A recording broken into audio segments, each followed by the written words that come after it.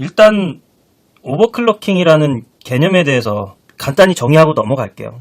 오버클럭킹은 말 그대로 두 단어가 합쳐진 건데, 오버라는 단어하고요, 클럭킹이라는 단어인데, 이 클럭킹은 클럭에서 왔겠죠? 그래서 클럭을 뭔가 오버한다는 뜻이에요. 뭔가 이렇게 과부하를 준다는 뜻인데, 이 클럭이 시계라는 의미가 있긴 한데, 그 외에도 이 클럭이라는 게 그 CPU 상의 시스템의 연산을 싱크해주는 그런 장치를 또 클럭이라고 얘기를 해요. 다시 말하면 시계는 이렇게 똑딱똑딱 1초씩 가지 않습니까? 근데 CPU에 있는 시계는 시계긴 한데 엄청 빨리 가는 시계를 말합니다. CPU 시계는 간단히 얘기하면 이런 식으로 돼 있는데,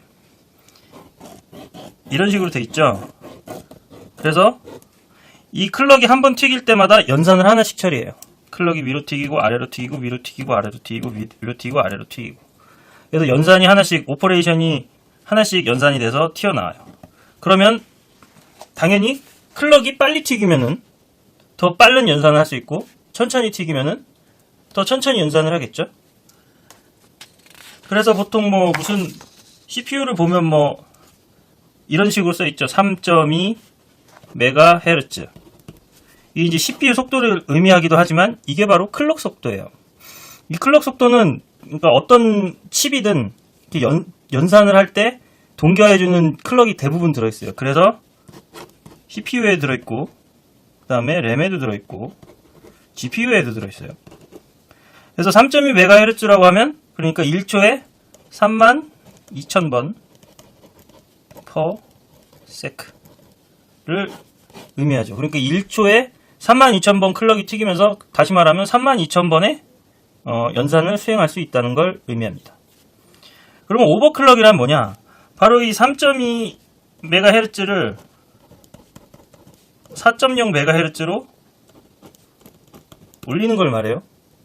그러니까 다시 말하면 1초에 32,000번 튀기는 거를 1초에 4만번 튀기도록 강제적으로 뭔가 조작을 줘서 클럭 속도를 빠르게 만든다는 겁니다. 자동차로 비교를 할게요.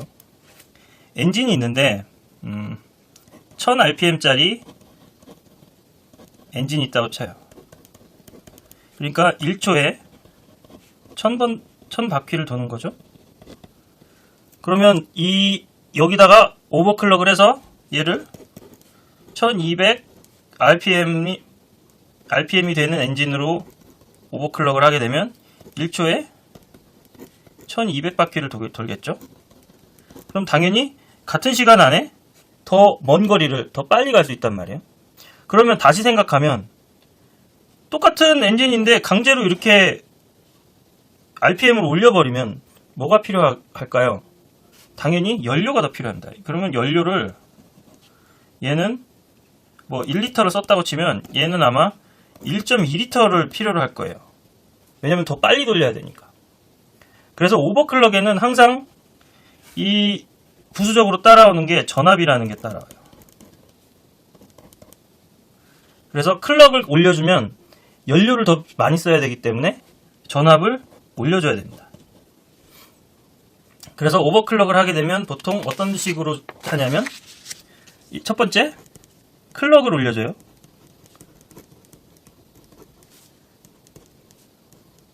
상승시켜주고, 두 번째로 전압을 상승시켜줘요. 그러면 기존에 돌던 클럭보다 더 빨리 돌면서 이제 CPU나 어떤 램이나 이런 칩이 작동을 하게 되겠죠. 그런데 여기서 문제가 생겨요.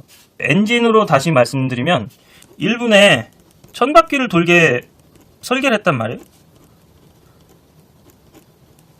근데 얘를 내가 인위적으로 1200바퀴가 돌도록 이렇게 강제화 시켜버리면 이 엔진이 버텨내겠습니까? 당연히 안 되죠. 그래서 오버클럭을 한다는 거는 설계자가 의도한 어떤 안정치보다 뭔가 과부하가 걸리는 걸 의미해요. 그래서 이거는 이퀄스 과부하다. 그래서 오버클럭을 너무 많이 하게 되면 CPU에 혹은 칩에 무리가 갈 수 있어요.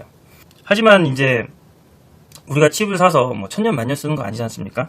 그러니까 보통 대부분 오버가 가능한 경우는 오버클럭을 하죠. 그리고 설계자가 어느 정도 이렇게 캐파를 좀 남겨놔요.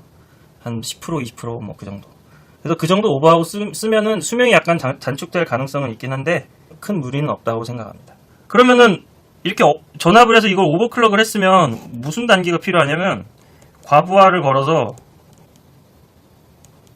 과부하를 인위적으로 발생시켜서 이게 이제 안정적으로 잘 돌아가는지 체크를 해야 됩니다. 안정성 체크를 해야 돼요. 뭐 안정성 체크는 여러 가지 하는 방법이 있는데 뭐 램은 램 안정성 체크하는 프로그램이 있고 CPU 역시 CPU 안정성 체크하는 프로그램이 있어요. 그래서 1단계로 이걸 하게 되면 2단계로 이걸 하게 됩니다. 여기서 성공하게 되면 그냥 사용하면 되고요. 이게 만약에 실패를 하게 된다. 다시 원리 돌아가요. 그래서 클럭 스피드를 조절합니다. 조절. 그리고 전압도 조절해요. 그 다음에 다시 과부하를 인위적으로 걸어서 테스트를 하고 그 다음에 다시 또 안정성 체크를 해요. 그 다음에 실패하면 다시 1번으로 들어갑니다. 성공하면 사용하면 되고 이 과정을 계속 반복하게 돼요. 그래서 오버클럭은 이거 어려운 건 아니에요. 다만 문제가 뭐냐면 시간이 오래 걸리는 거예요. 시간과의 싸움. 왜냐면 여기서 조절한 값이 조금이라도 틀어져 버리면 다시 테스트 해가지고 다시 계속 과부하를 걸어가지고 이게 안정이 됐는지 안 됐는지 계속 테스트를 해줘야 되거든요. 그래서 저는 개인적으로 오버클럭을 하는 거는 좋은데 권장하지는 않습니다. 왜냐면 이게 시간과의 싸움이 바로 블랙홀이거든요. 블랙홀. 시간을 무지무지 잡아온다. 시간 블랙홀. 그래서 오버클럭 한다고 한번 각 잡고 앉아있으면 뭐 하루는 그냥 후딱 가요. 그래서 뭐 내가 바쁘고 내가 뭐 시간 없고 이런 분들한테는 권장하지 않습니다. 다만 한 가지 예외 사항이 있어요. 예외는 뭐냐면 국민오버라고 불리는 게 있어요. 그러니까 이 어느 정도 이렇게 검증이 된 CPU나 검증이 된 칩은 이것을 어느 정도까지 오버할 수 있고 어느 정도의 전압을 주면 안정적으로 동작한다라는 값이 이미 나와 있어요. 요거 값이 나와 있고 요거 값이 나와 있어요. 그렇기 때문에 뿅뿅뿅 CPU 국민오버 이런 식으로 해서 값이 있는 거면 이미 레퍼런스가 있기 때문에 요게 루핑 도는 이 다람쥐 쳇바퀴 되는 이 과정이 한 두세 번 돌면 끝납니다. 그러니까 시간이 잡아먹는 블랙홀을 벗어날 수 있는 거죠. 그렇기 때문에 저는 오버는 권장하지 않는데 어떤 칩 국민오버 값이 나와 있다 이런 경우에는 그거는 권장합니다. 근데 다행히 라이젠은 국민오버가 있다.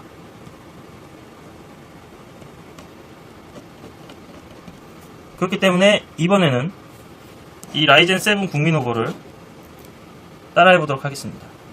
그리고 메모리 오버도 제가 해볼 거예요. 왜냐면 제가 산 메모리가 32,000 클럭짜리거든요. 근데 이 메인보드 제조사에서 말하는 게 뭐냐면 자기네 메인보드는 32,000짜리 클럭을 그냥 바로 지원하지 못한다.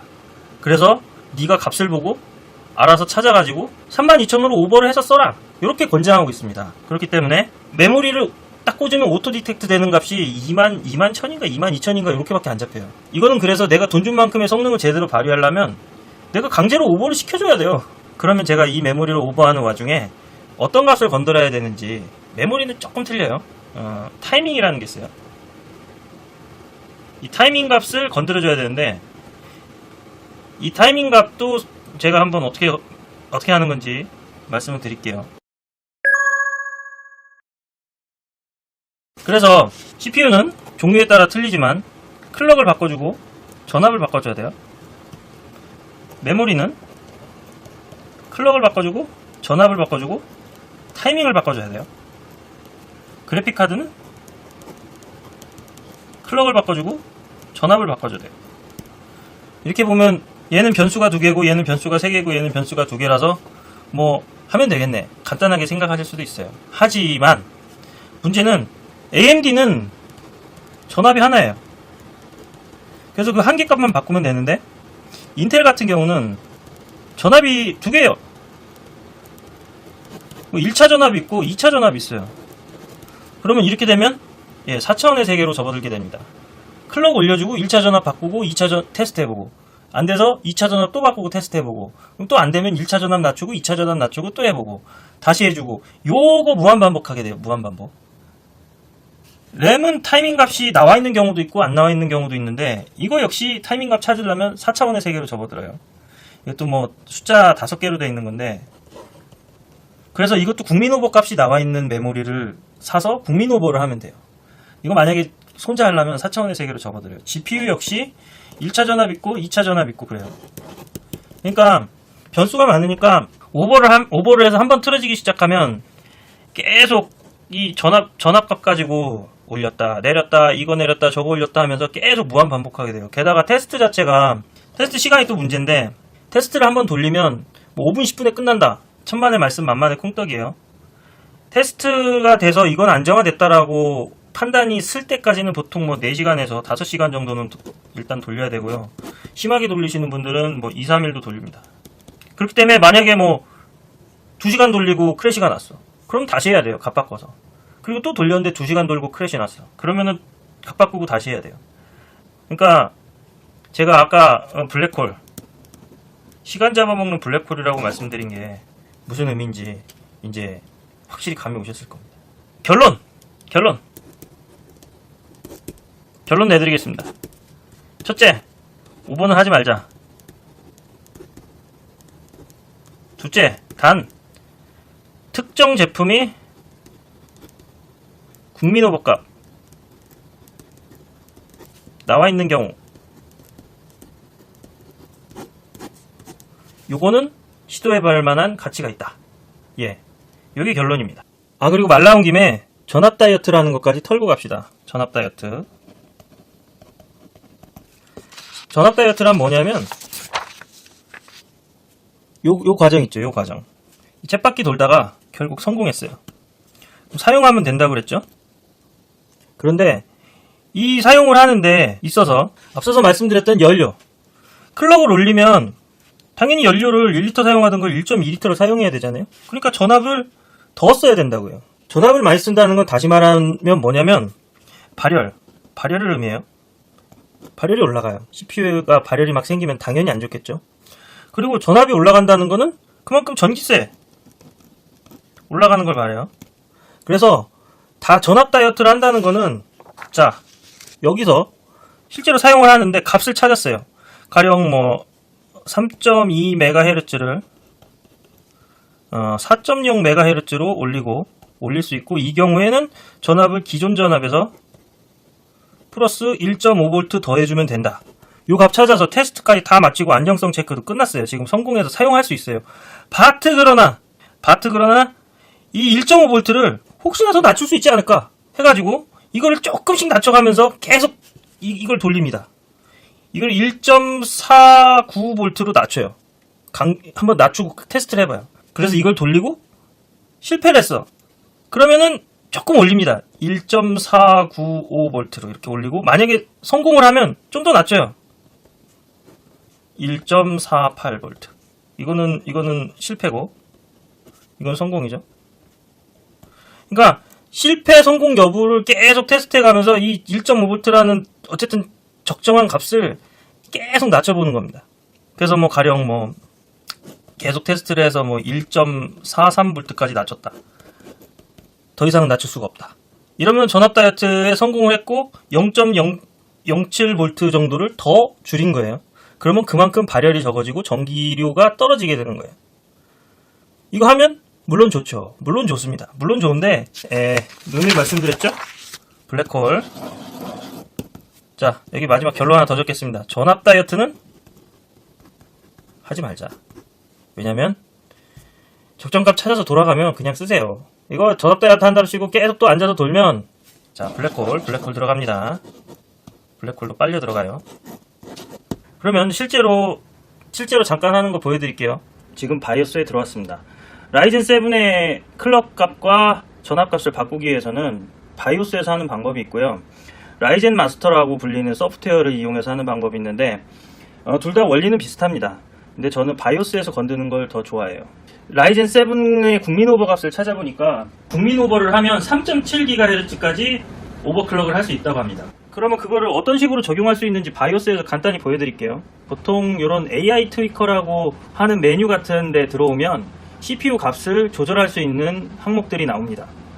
클럭을 먼저 올려줘야 된다고 그랬죠. 이 CPU 코어 레티오에 37이라고 적어줘요. 그러면 현재 3000MHz로 작동하는 클럭을 37이니까 3.7MHz로 바꿔준다는 뜻입니다.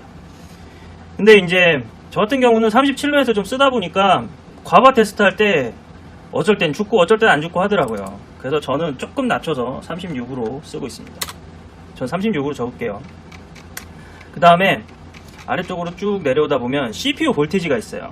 라이젠 7 1700 국민 오버에 의하면 여기 지금 현재 CPU 볼티지 값에다가 0.145V를 추가를 해주면 된다고 하네요. 그래서 이 부분은 오프셋 모드로 바꾸고 요거를 플러스 기호, 그러니까 더해준다는 뜻이죠. 마이너스 하면 빼주는 거고 플러스 하면 더해주는 건데 플러스로 넣고 0. 추가될 값 0.145V 이렇게 넣어줍니다.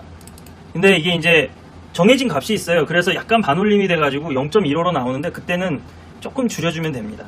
143 예, 이 정도 값이면 충분히 오버클럭으로 작동한다고 합니다. 다시 정리하자면 여기 보시면 클럭 값을 올려주고 그 다음에 전압 값을 올려줬어요. 이렇게 하고 저장하면 오버클럭이 적용이 된 것입니다. 이번에는 메모리 오버클럭을 해볼게요. 앞서 말씀드렸듯이 제가 산 메모리는 아예 오버값을 주고 이렇게 오버해서 쓰라고 그 제조사에서 권장하고 있어요. 그래서 제품의 스페시피케이션에 나와 있는 그 값 그대로 한번 넣어보겠습니다.